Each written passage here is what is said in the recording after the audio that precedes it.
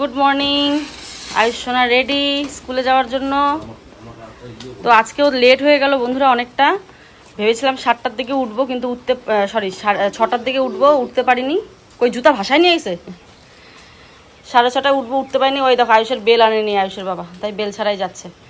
কিন্তু এত বৃষ্টি পড়ছিল মুষলধারে, তাই আর উঠতে পারিনি। আমি ভাবলাম আজকে কোথায় যাওয়াই হবে না। তারপরে 7টার দিকে আমি ভাবলাম না, উঠে রেডি তো করি, যাওয়া হলে হবে, না হলে নেই। এই যে রেডি করলাম। তো এখন যাওয়া হচ্ছে 8টার দিকে, 7:50-এ। জানি না হ্যাঁ, আরে নিয়ে যাক না গাড়ি অব্দি। যা যা, ভিজে যাবে, পরে গাড়ির থেকে নিয়ে আসবে। এখন ও ভিজে যাবে, ড্রেসটা বেকার। টাটা পাপা, মন দিয়ে পড়বা। আর পড়ে যাও না, পড়ে গেলে কিন্তু স্কুল যাওয়া হবে না। পাপাকে ধরে যাও। সকাল বন্ধুরা, সবাই কেমন আছো? আশা করি ভালো আছো, সুস্থ আছো। ঘুম থেকে উঠে শুধু ফ্রেশ হয়েছি, হয়ে আয়ুষকে টিফিন বানিয়ে দিলাম, কেক দিলাম, আর হচ্ছে পিনাট বাটার দিয়ে একটু বিস্কিট লাগিয়ে দিলাম। আর আয়ুষ ওষুধও খেয়ে নিল, লাল চা খেলো। এক্সারসাইজটা আজকে আর হয়নি, কারণ এত তাড়াহুড়োর মধ্যে হলো না। আয়ুষও দেরি করে উঠেছে। দেরি করে কোথায়, 7টার দিকে উঠেছে আর কি। তো আধা ঘন্টা তো লাগলোই রেডি করতে, খাওয়াতে, তারপর বই, এত বই গোছাতে। অনেকগুলো বই না, 12-13টার মতন বই টোটাল, সেগুলোকে গোছানো। আজকে 7টা ক্লাস আছে, তো সেই বইগুলো গুছিয়ে দিলাম। 7টা কপি 7টা বই, মানে এরকম করে গোছাতে হয় আর কি। সব কিছু গুছিয়ে টুছিয়ে দিয়ে আর তোমাদের সাথে কিছু শেয়ার করলাম না, কি করছি না করছি, কারণ খুব তাড়াহুড়োই ছিলাম। কালকের থেকে আমাকে আরও সকালে উঠতে হবে। যে দিদিভাইরা বলো না যে আমরাও এখান থেকে নিয়ে যাই, আমরাও এতটা দূর ডিস্টেন্স আমাদের বাড়ির থেকে স্কুল প্রত্যেক দিন নিয়ে যাওয়া আসা করে। অবশ্যই এটা হতেই পারে, করতেই পারো, কিন্তু কি বলতো, এই যে আজকে আমি পাঠাচ্ছি না, আমার বুকটা না ধারাস ধারাস করছে যে এতটা দূর একদিন দুদিন নয়, প্রত্যেকটা দিন যাবে। বাইকে, আজকে বাইকেই যেত, যদিও বা কারে তো প্রত্যেক দিন যাওয়া সম্ভব নয়, কারণ কারে গেলে তো তেল কতটা লাগবে তোমরা তো জানোই। তো প্রত্যেক দিন কিন্তু কারে যাওয়া সম্ভব নয়, বাইকেই যেতে হবে। যেহেতু বৃষ্টি পড়ছে তাই বাইকে গেল না, কারেই গেল আর কি। কিন্তু আমার যে কি বুকটা করছে না ভয়ে, মানে এই যে যাবে, আমি ওকে বারবার বলছি বাচ্চা নিয়ে যাচ্ছ, সাবধানে চালাবা, সাবধানে চালাবো। দেখো ও তো বাবা, ও তো চায় না সাবধানেই যাবে, কিন্তু আমার তো মনটা মানছে না। মানে কি যে বলবো তোমাদের, ঠাকুর ঠাকুর করুক সব যেন ভালোভাবে গিয়ে স্কুলে পৌঁছায়। তোমরাও সবসময় প্রে করো আয়ুষের জন্য, আয়ুষের পাপার জন্য, যেন ভালোভাবে স্কুলে যেতে পারে, মানে যেই কয়টা দিন আছি আর কি এখানে। তো চলো, এখান থেকেই যাচ্ছে আপাতত স্কুলে, তারপরটা দেখা যাক কি হয়। এখনও পর্যন্ত সেরকম সিদ্ধান্ত নেওয়া হয়নি, সবটা বাবার উপর ডিপেন্ড করছে। ওরাও চলে যাবে আর 1-2 দিনের মধ্যে, দেখি বাবা কতটা কি করতে পারে। ফিজিওথেরাপি, এখানে আবার ফিজিওথেরাপির লোক চেঞ্জ হয়েছে, কালকে দেখলাম আর কি, আমি এতদিন জানতাম না যদিও বা। তো চলো দেখতে থাকো ব্লগটা। খুশোনা ঘুমাচ্ছে উপরে, আমি যে এখন বাথরুমে যাব সেটাই ভয় পাচ্ছি, যে ওকে রেখে কেমন করে যাব আমি বাথরুমে। বাথরুমটা তো কত দূরে, এটাই ভয় লাগছে। এদিকে বাসন আছে, কালকে পটি করেছে নাইটিতে। এই দেখো কত বাসন, এই যে বাসন, ওই যে বাসন, অনেক বাসন আছে। চলো এগুলোকে এখন গোছাবো আস্তে আস্তে। উঠোন বাড়ি ঘর ঝাড় দেবো, কিছুই ঝাড় দেওয়া হয়নি আজকে। ঘরও ঝাড় দিয়ে দিতে পারিনি, আয়ুষটা স্কুলে গেল, ঝাড় দিয়ে দিব। কোথাও গেলে কেউ ঝাড় দিয়ে দিতে হয়, সেটাও হয়নি আজকে। তো বন্ধুরা, এইমাত্র আয়ুষের বাবা করলো ফোন। আয়ুষের স্কুলে আজকে অনেকটা নাকি তাড়াতাড়ি চলে গেছে, 8টা 19-এ।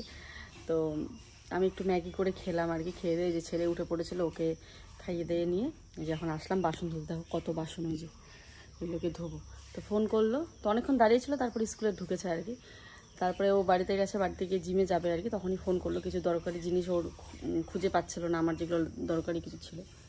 বলছে আমি তো কিছুতেই খুঁজে পাচ্ছি না, আয়ুষের বেলটাও খুঁজে পাচ্ছি না, কোথায় রেখেছো কি। এবার এখান থেকে তো আমারও মনে পড়ছে না আমি ঠিক এক্সাক্ট কোথায় রেখেছি।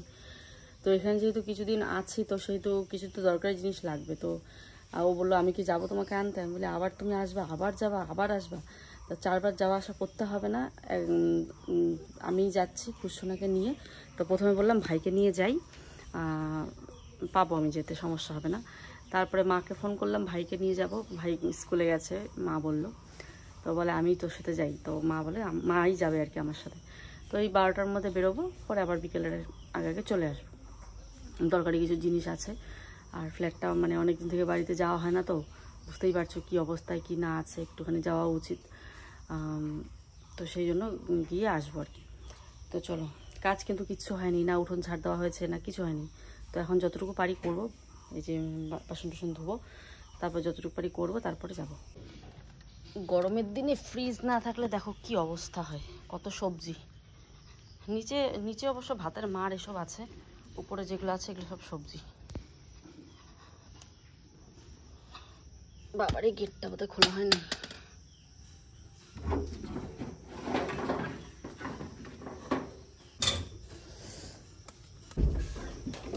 বাপরে ডোবা ভর্তি হয়ে গেছে, এত বৃষ্টি হয়েছে। চলো এটা নিয়ে এখন ফেলে দিব। ওই দেখো ডোবা পুরো ভর্তি। এ রাম, আমার নাইটিটার কি অবস্থা।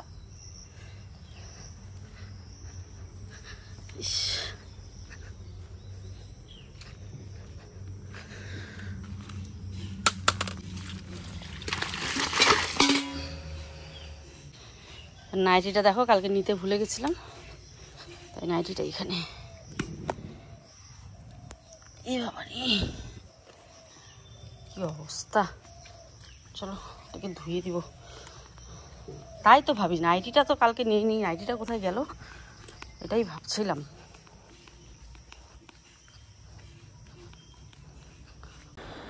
আজকে আমার এমন একটা দিন কেটেছে, না পারছি তোমাদের সাথে সবটা শেয়ার করতে, না পারছি সবটা খুলে বলতে। আর বুকের ভিতরে একটা গভীর কষ্ট যে আমি কি চাই, আমি কিসে খুশি থাকবো, বা আমার কথা আমি তো ভাবি না, আমার কথা আর লোকও ভাবে না, এই হচ্ছে ব্যাপার। তো অনেক কষ্ট নিয়ে আজকে আমি যাব ফ্ল্যাটে। তারপরে ফ্ল্যাটে গিয়ে ফুল সিদ্ধান্ত হবে, কারণ এই বাড়িতে সেরকম একটা সিদ্ধান্ত নিতে পারছিলাম না কি করব কি না করব। তো চলো ফ্ল্যাটে গিয়ে তোমাদেরকে আবার সবটা না হয় শেয়ার করব। কিন্তু আমার বুকটা ফেটে যাচ্ছে, কিচ্ছু করার নেই। আমি চেষ্টা করেছিলাম সব কিছু ঠিক করার, কিন্তু এখন আয়ুষের ব্যাপার উপরে আমি যেতে পারিনি, নানান রকম সমস্যা দেখা দিচ্ছিল। তো ওর মনে হয় আমি সব কিছুই পারবো। এই যে সকাল টাইমটা যখন ও আয়ুষকে স্কুলে নিয়ে যাবে, ওখানে 2টো অবধি থাকার কথা ছিল। তো ও ভাবে যে আমি বাবাকে নিয়ে আর খুশসোনাকে নিয়ে সবাইকে নিয়ে আমি ওই সেই সকাল 8টার থেকে 2টো পর্যন্ত পারবো। তোমরাই কমেন্ট করো যে আমি সত্যিই পারবো নাকি। তো আমি জানি আমি পারবো, কিন্তু এই পাড়ার মাঝে যে কী পরিমাণে একটা কষ্ট হবে সেটা হয়তো কাউকে বোঝাতে পারবো না। তো ফ্ল্যাটে থাকলে যেটা অনেকটাই সুবিধা হতো, তো এই কথাটা আর ও বুঝলো না। তো যাকে ও যেটা চাইবে ভালোর জন্যই হয়তো চাইবে। আর দিন যেভাবে আমার যাচ্ছে সেভাবে যেতে হবে। আমার চাওয়া পাওয়া সেরকম কিচ্ছু নেই। আমার শুধু সংসারের সবাই ভালো থাকুক, সুস্থ থাকুক, ব্যাস এইটুকুই আসার কথা। তো এখনই বেরোবো আমি। আর উঠোনটা ঝাড় দিয়ে ওই যে পাতাগুলোকে ওখানে জমালাম। তাছাড়া আর নাইটিগুলো আমার ভেজা ছিল বলে এগুলো মেলে দিলাম। আমার নাইটি ভিজলেও সমস্যা নেই, কিন্তু খুশের জামা কাপড় ভিজলে সমস্যা, সেই জন্য আমি ধুইলাম না, অল্পই আছে। আর এই যে বাসন কোসন ধুয়ে পুরো সিঁড়িটা মুছে পরিষ্কার করে এখন আমি তরকারি গরম করে নিলাম। খুশ উঠছে, খুশ উঠছে, হয় দাও।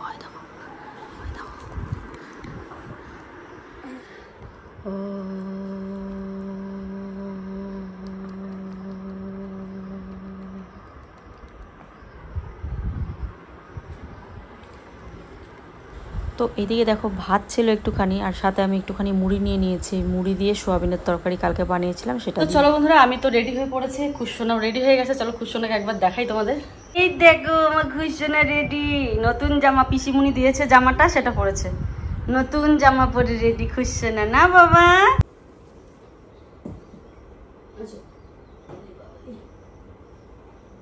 এই যে আমি আর আমার খুশসোনা রেডি। তো চলো এবারে যাই। Tata tata. আর আমি দেখো, দাঁড়াও আমার কুর্তিটা দেখাই তোমাদেরকে একবার। দিব এই যে কুর্তিটা দেখতে পাচ্ছ, কি সুন্দর কুর্তিটা, ভীষণ সুন্দর, পিওর কটনের কুর্তিটা, কিন্তু অসাধারণ। চলো এবারে যাওয়া যাক। ব্যাগ নিয়ে নিয়েছি আর মাও এসে পড়েছে। চলো। তো এই যে ছেলেকে নিয়ে এবার যাচ্ছি। চলো, আমার এক দিদির সাথে, রুমার সাথে দেখা হয়ে গেল। রুমা যাচ্ছে আর মা আছে এই যে মোড়ে আমাদের। চলো। সন্টু মন্টু, কি গাড়িতে যাবা? আর টোটো ঠিক করলাম। চলো আসো।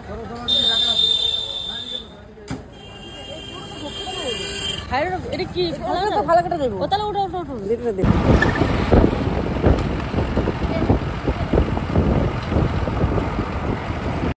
তো উঠে পড়লাম গাড়িতে। প্রথমে তো একটা টোটোতে উঠতে চাইলাম, তারপরে হচ্ছে দেখলাম যে এই গাড়িটাই বাড়ির সামনে থেকে ফালাকাটায় যাচ্ছে, তো আর বেকার দুটো গাড়ি চেঞ্জ করতে হবে না হলে, তাই ভাবলাম যে না একটা গাড়ি যখন পেয়ে গেছি তো এটাতেই উঠে পড়ি।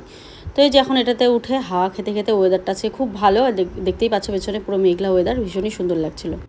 তো গাড়ির থেকে উঠে এবারে টোটোতে করে চলে যাচ্ছে আমাদের ফ্ল্যাটে। তো চলো এবার ফ্ল্যাটে গিয়ে তোমাদের সাথে আবার দেখা হচ্ছে। চলে আসলাম আজ প্রায় 3 সপ্তাহ পর আমাদের ফ্ল্যাটে। চলে আসলাম ফ্ল্যাটে, অনেকদিন পর ফ্ল্যাটে আসলাম, মানে কি বলবো, মানে কি অবস্থা। তারপরে এত খারাপ লাগছে যে আবার গিয়ে বাড়িতে এখন থাকতে হবে আর কি। তো এই জন্য আর গোছাবো না যে এখনই যেতে হবে। আজকে আমার একটা জরুরি মিটিং আছে সেলফ হেল্প গ্রুপের, তো সেই মিটিংয়ে অ্যাটেন্ড করতেই লাগবে। 4:30 পৌনে 5টার মধ্যে মিটিংটা আছে, তো সেখানে যেতেই হবে। তো এখন ভাবছি আজ তো 2টোর দিকে ঢুকবে, তো এবার ভাত তো বানাতে হবে, কারণ ও বাড়িতে গিয়ে আবার কখন রান্না করবো, তাই না? তো এইখানেই এখন বানাবো, সবই না আছে ঘরে। তো ওকে বললাম একটু ডিম আনো, ডাল সিদ্ধ আর ডিমের অমলেট করে দিই, ওটা দিয়ে খাক, খেয়ে দে যাবো। মানে এমন কিছু এনো না যাতে পড়ে থাকে বা কিনতে হয়, এমন কিছু এনো না। তো এই আর কি। তো চলো ঘর দরগুলো আর গোছাচ্ছি না, পুরো বাজে অবস্থা হয়ে আছে। যে মা ছেলেকে নিয়ে বসে আছে, এখন খাওয়াবো ছেলেকে। গল্প দিদির সাথে গল্প করে বাচ্চাটা বের করে দেখ, নতুন শিখছে না, আমাকে চিনো। তো বসাবো ভাত, আর দেখো ফ্রিজে তরকারি রেখেছিলাম, এগুলো এখন ধুবো। পুরো অবস্থা খারাপ হয়ে আছে, পুরো জায়গা নোংরা হয়ে আছে এগুলো, মানে কি বলবো। এগুলো একটু খুলে দিলাম, একটু হাওয়া বাতাস ঢুকুক ঘরের মধ্যে। কবে থেকে তোমরাও দেখো না, কবে থেকে আমিও ফ্ল্যাটটাতে ঢুকি না, দেখা হয় না।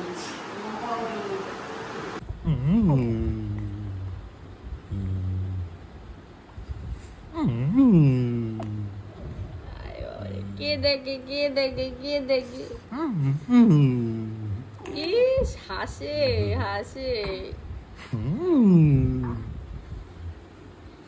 মোবাইল চালু করছি, দেখো। আম কাটলাম, আমি তো খেলাম। তো চলো এখন সবাইকে দিচ্ছি আর কি আম। আর এই যে মা এখানে ডিম সিদ্ধ, আলু সিদ্ধ, ডাল সিদ্ধ, ভাত, এগুলো ভাত হয়ে গেছে মা, বাপরে ভাতও হয়ে গেছে আমাদের। তো এখানে অনেক কিছু আমাদের গ্রসারি জিনিস রয়েছে, তো মা বলে বেকার ওখানে গিয়ে তো কিনিসই, তো এগুলো নিয়ে যায়, এখানে অনেক কিছু আছে, ডাল পাঁপড়। তো আমরা তো ওখানে তো এতদিন থাকবো করে জানি না, সেই জন্য তো কিছু নিয়ে যাইনি। তো এই হচ্ছে ব্যাপার। তো চলো, কি হয়েছে, আয়ুষ চলে আসলো স্কুল থেকে, এমন করে না, দুষ্টুমি করে না। তো এদিকে মা বসিয়ে দিল ভাত আর ডিম সিদ্ধ আলু সিদ্ধ, ডিমের ঝোল, ডিম সিদ্ধ আলু সিদ্ধ করে ডিমের ঝোলটা করে নিয়েছে। প্রথমে ভেবেছিলাম ডাল সিদ্ধ আলু সিদ্ধ ডিম সিদ্ধই খাবো, তারপরে হলো দুপুরবেলা না সেদ্ধটা ভাল লাগে না, একটু ঝোল টোল হলে। তো পাতলা করে করেছে দেখো ডিমের ঝোল আর ভাত, আর আমরা এখন সবাই মিলে ভাত খেয়ে নেবো। আর আয়ুষের জন্য একটু ডাল সিদ্ধ করেছে যদিও বা, কারণ আয়ুষ ডাল সিদ্ধ দিয়ে খাবে, ও তো ঝোল টোল খুব একটা পছন্দ করে না, তো সেই জন্য যে এখন ডাল সিদ্ধ খাবে। ও কিন্তু আগে খুব ঝোল টোল খেত ছোটোবেলায়, কিন্তু ইদানিং আর পছন্দ করছে না, না করাই ভালো, সেদ্ধ খাওয়াও ঠিক আছে। তো ওইখানে যে কম্বল এসেছে একটা ভাই আর কি, তো আয়ুষের বাবার সাথে জিমে এসেছিলো, আয়ুষের বাবা তো জিমে গেছিলো। তো ওখান থেকে অনেক দিন থেকে আয়ুষের বাবা জিম করতে পারে না, তোমরা তো দেখছোই বাড়ির থেকে, তাও 2-1 দিন এসেছিলো, কিন্তু এখন তো আরও সম্ভব না, বাবা যখন আমাদের বাড়িতে আসবে তখন তো আরও সম্ভব হবে না। তো বৃষ্টি আসছে আকাশটাতে, খুশোনা তো ঘুমাচ্ছে। তো দেখো বাবার জামা কাপড়গুলো এই যে এখানে রেখেছিল, আমরাও জানতাম না বাবা ডাক্তার দেখিয়ে ওই বাড়িতে চলে যাবে, আমরাও তখন জানতাম না, আমরা ভাবছিলাম ডাক্তার দেখিয়ে বাবা এখানেই আসবে। দেখো বাবার এই যে ধুতি সব কিছু এখানে, বাবার এই যে প্যাকেটে করে জামা কাপড়গুলো রাখতো এই যেগুলো এখানে, আমরাও জানতাম না যে বাবা একবারেই চলে যাবে ওখানে। তো বন্ধুরা মনে হচ্ছে ফ্ল্যাটটা ছেড়ে দিতে হবে, অনেকদিন থেকে তো প্ল্যান চলছে, ডিসিশন চলছে, কিন্তু আমি তো কিছুতেই রাজি হচ্ছিলাম না, কারণ আমার ছেলের স্কুল, ওর যাওয়া আসা, ওর কী যে চাপ পড়বে আমি জানি। তো তারপরেও বললো বাবা যতদিন না সুস্থ হয় দেখো থাকো এখানে। তো ঠিক আছে, ওর কথাতে রাজি হলাম। তবে ফ্ল্যাটটা কেন ছেড়ে দেবো, এই যে এই মাসের যে বেতন বলছি, এই মাসের যে ভাড়াটা দেবো 8,500 এমনি দেবো, কারণ এই মাসে তো এখানে ছিলামই না। আগের মাসে অর্ধেক থেকে চলে গেছি, তো আগের মাসের ভাড়া দেওয়া হয়ে গেছে, মাসের আগেই যদিও বা আয়ুষের বাবা কমপ্লিট করে দেয়। তো এই যে এই মাসটার যে ভাড়া দেবো 5 তারিখ আসলে, এটাও কিন্তু এমনিই দেবো। এবার এমন করে প্রত্যেক মাসে যদি 8,500 টাকা করে ফ্ল্যাটে দিই, ভাবো তো, ওইদিকে ধরো বাবার জন্য একটা লোক রাখার প্ল্যান চলছে, কারণ ও চলে আসবে স্কুলে, আর ও কিন্তু বারবার আপ ডাউন করবে না, ও আসবে জিমেই থাকবে, জিম করে ছেলেকে একবারে 2টোর দিকে নিয়ে যাবে, মানে ধরো 8টার দিকে 7টার দিকে বেরোবে, দুপুর 2টো তো 2টোর দিকে তো ছুটিই দেয়, আর যেতে ধরো 3টেই বাজবে বাড়িতে, 2:45 মতন। তাহলে এতক্ষণ কি সময় কিন্তু ও ফালাকাটাতেই থাকবে। আর এই এতটুকু সময় আমি বাবাকে নিয়ে আর ছেলেকে নিয়ে কীভাবে কাটাবো, ছোটো ছেলেটাকে রান্নাও করতে হবে, শ্যুট করতে হবে, সব কাজই করতে হবে। তো সেই জন্য কিন্তু লোক রাখার কথা। তো বুঝতেই পারছি এবার এখানেও ভাড়া 8,500 টাকা ভাড়া, আবার লোক রাখতে হবে, তাহলে সব মিলিয়ে কিন্তু একটা বিশাল আকারের একটা সমস্যা হয়ে যাবে। তো সেই জন্য একটা ফাইনাল ডিসিশনে আসা হলো, আপাতত আসা হলো, জানি না পরে আবার প্ল্যান চেঞ্জ হতে পারে। তাই আমি হালকা জানিয়ে রাখলাম, যেটা কথা হলো সেটাই জানিয়ে রাখছি। এখনও সেরকম কিছু হয়নি যে নিচের দিকে একটা রুম দেখবে, এই ম্যাক্সিমাম 2,500-3 হাজারের মধ্যে বা 2,000-এর মধ্যে যেরকম হয়, এক রুমগুলো হয় না, ওটা দেখবে, ওটা দেখে রাখবে। আয়ুষের সুবিধা অসুবিধাতে যাতে কোনো রকম অসুবিধা না হয়, কোনোদিন যদি বেশি চাপ পড়ে যায় রুমে থাকবে। আর যদি চাপ মানে আয়ুষের বাবার সাথে থাকবে, একা নয়, মানে যেতে আসতে সমস্যা হলে বা কিছু, তো এই জন্য একটা রুম রাখা হবে। ওখানে বেড টেড, রান্নার জিনিস সব থাকবে। আয়ুষের বাবা জিম টিম করে ও তো এখানে এসে বসবে, কারণ ওরও 4 বার আপ ডাউন করা মুশকিল। বাড়িতে যেতে যেতেই কিছু করতে করতে এবার স্কুলের সময় হয়ে যাবে। সব মিলিয়ে এই একটা অবস্থা। মানে ঘরটা খুব প্রয়োজনীয়। আমার কথাতে যদি কেউ সহমত হও বা আমি ভুল বলছি নাকি আমাকে একটু জানিও। ফ্ল্যাটটা রাখলে কি হবে, ফ্ল্যাটের 8,500 টাকা ভাড়া দিতে হবে। আর যতদিনে থাকি না কেন, আমি ওখানে 1 মাস থাকি, যাই 2 মাস থাকি। এখন সবাই বলছে বাবা তো এত তাড়াতাড়ি সুস্থ হওয়ার মতো না, সুস্থ হতে টাইম লাগবে আবার। তো 2 মাসে তো সম্ভবই না, যেটা মনে হচ্ছে।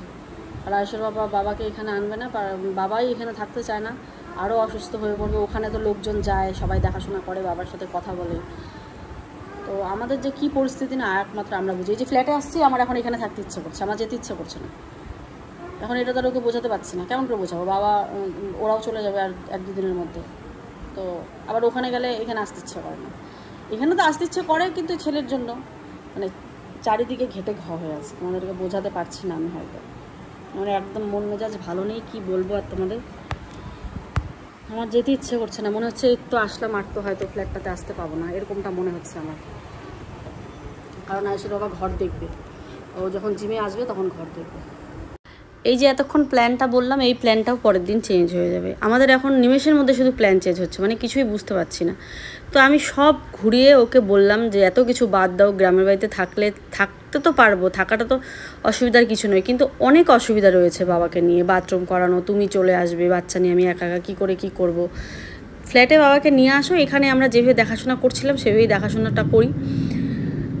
তো ওর কথা তো ও যদি ব্লগ করতো, ওর মনের কথাটা তোমাদের বোঝাতে পারতো। আমি হয়তো ওর মনের কথা বোঝাতে পারছি না, এবার ওকে কিছু বলতে গেলে খারাপ হয় ব্যাপারটা। তো যাকে ও যেটা ভালো বুঝবে আমি সেটাই করব। ভগবান আমাকে যেরকমভাবে রাখবে আমি সেভাবে থাকবো, এর বাইরে আর কিছু বলতে চাচ্ছি না আর কি। তো আজকের ভিডিওতে যেগুলো বললাম এগুলো কিন্তু আজকের আমাদের প্ল্যান, মানে কথা হয়েছে। আবার পরের দিন আবার প্ল্যানটা চেঞ্জ হবে, যে কি করবে, ফ্ল্যাটটা ছাড়বে কি না, এরকম কিন্তু আবারও কথা হবে। মানে এখনও ফাইনাল ডিসিশনে আসা হয়নি। তো যাকে আমি সেরকম কিছু তো নিয়ে যাব না এখন হচ্ছে টুকটাক যে জামা কাপড়গুলো দরকার বাবার, এই যে এইগুলো। তারপর আয়ুষের বেল্ট খুঁজে পাচ্ছিল না, মোট কথা এটা আয়ুষের একটা বই খুঁজে পাচ্ছিল না, যার জন্য আমাকে আসা। তো সেগুলো খুঁজে বার করলাম। তো স্কুল বেল্ট, বই ঠই এসব। তো চলো, এই যে মাও এখন টুকটুক করে কী গোছাচ্ছে মানে কী লাগবে এগুলো ঢুকে দিচ্ছে আর কি। তো এখন এগুলো নিয়ে এখন আমরা চলে যাবো আর কি। বন্ধুরা, ঘরটা আর গোছানোর সময় পেলাম না, তো চলো ঘরটা দেখে নাও, তোমরাও দেখে নাও, আমিও দেখে নেই। ঘরটা ছেড়ে যাচ্ছি, হয়তো আমি আর আসবো না। নেক্সট ঘর যখন ঠিক হবে তখন আয়ুষের বাবা এসে এগুলো হয়তো টানা নেওয়া করবে। তো কি করব বুঝতেই পারছো, দেখা যাক, যদি আসি তো আসবো। চলো আমার লাইফস্টাইল যারা দেখো তারা কি বুঝলে, যে আমার জীবনে প্রত্যেকটা ঘটনা কিছু না কিছুর সাথে জড়িয়ে থাকে। মানে আমি যে ইচ্ছাকৃতভাবে সেটা করি সেটা নয়। আমার জীবনে ঘটনাগুলো এমন ঘটে যে পরিস্থিতি আমাকে আমার জীবনটাকে এমন বদলে দেয়। সুখ তো আমার জীবনে লেখা নেই, বা আমার কথারও সেরকম দাম নেই কারো কাছে। কাজ করব, সবই করব, কিন্তু আমার কথার কারো কাছে দাম নেই। মানুষ যা ভালো বুঝবে আমাকে দিয়ে সেটাই করানো হবে, আর আমাকে সেটাই করতে হবে। তো কিচ্ছু বলার নেই। অনেক আশা নিয়ে ফ্ল্যাটে এসেছিলাম ছেলেকে পড়াশোনা করাবো, কিন্তু ছেলেকে তো পড়াশোনা করাবোই, ছেলের পড়াশোনার যদি কোনো রকমভাবে বাধা আসে তাহলে আমি সেটা কিছুতেই মানব না। কিছু মানুষ চাইছিল যে আমি গ্রামের বাড়িতেই চলে যাই, গ্রামের বাড়িতেই থাকি। আমি তো গ্রামটা ছেড়ে আসতে চাই না, গ্রামের বাড়ি আমারও খুব প্রিয়, কিন্তু এসেছিলাম ছেলের পড়াশোনার জন্য। এখন সেই পড়াশোনা আমাকে এখানেই করাতে হবে, কিন্তু কষ্ট হয়ে যাবে আমার ছেলের। আমি তো বাড়িতে থাকবো, আমার ছেলের কতটা কষ্ট হবে আমি জানি, কিন্তু এর পরবর্তীতে যদি এরকম কোনো চাপ আসে যে ছেলের স্কুলও চেঞ্জ করতে হবে বা কিছু, বা এটা তো আসবে না, যদিও বা আসতে দিব না আমি, আমার উপর কি চাপ পড়ছে সেটা আমি জানি, কিন্তু ছেলের উপর এরকম কিছুই হতে দেবো না। দেখো এই যে কপাল খারাপ থাকলে যা হয়, যে এখন আরেকটা দুর্ঘটনা ঘটবে, এই যে দেখো মোবাইলটা পড়ে গেল, এই যে একটা দুর্ঘটনা ঘটলো। কার মোবাইল? কিচ্ছু হবে না, এটা ওয়াটারপ্রুফ তো। শেষ। চলো বন্ধুরা, যাচ্ছি এখন। খুবই খারাপ লাগছে ফ্ল্যাটটা ছেড়ে যাচ্ছে, সত্যি কথা বলতে খুব খারাপ লাগছে। নিজের হাতে করে আমি ফ্ল্যাটটাকে সাজিয়েছিলাম, কুশনা এখানে হয়েছিল। এই যে দেখো, সবাইকে বলি যারা ফালাকাটায় আছো, আমি পঞ্চদ্বীপ ভবনের অপোজিট সাইডের বিল্ডিংটাতেই থাকতাম। গাড়িতে বসে আছি, যাচ্ছি, মন মেজাজ একদম ভালো নেই। তার মধ্যে এই দেখো মোবাইলটা জলে পড়লো, ভাবলাম হয়তো জলে পড়েছে, কোনো ব্যাপার না। একেতে মোবাইলের সামনের পাশটা তো খুবই খারাপ, তো ক্যামেরাটা ভালো ছিল, মোটামুটি ক্যামেরা ঠিক করা হয়েছিল। ওই দেখো ক্যামেরা ফেটে একদম পুরো খারাপ হয়ে গেছে, একদম ক্যামেরা ঘোলা ঘোলা দেখা যাচ্ছে। মানে সব পাশে আমার একদম, মানে কি বলবো আর কি, সব পাশেই সমস্যা, কোনো পাশে সমস্যার ইয়ে নেই। আর আইফোনটার পেছনটাও সেদিন ভেঙে চুরচুর হয়ে গেছে, যেই ফোনটাতে আমি ভিডিও করছি। তো হাত থেকে পড়ে যায় কেমন করে বুঝতেও পারি না, ওই পড়ে গেছে, পড়ে গিয়ে ভেঙে গেছে। আর এটা তো নর্মালি গাড়িতে ছিল, মোবাইলটা গাড়ির থেকে পড়ে গেল। এই দেখো কেমন ক্যামেরা ঘোলা হচ্ছে, দেখতে পাচ্ছ। চলো বাড়ি যাই, আজকের জন্য ভিডিওটা এই পর্যন্তই। সবাই ভালো থেকো, সুস্থ থেকো। নেক্সট আরেকটা ব্লগে দেখা হচ্ছে। মিটিংয়ের জন্য সবাই ফোন করছে, তাড়াহুড়ো করে তাই খেয়ে দিয়ে বেরিয়ে পড়লাম। তো চলো টাটা।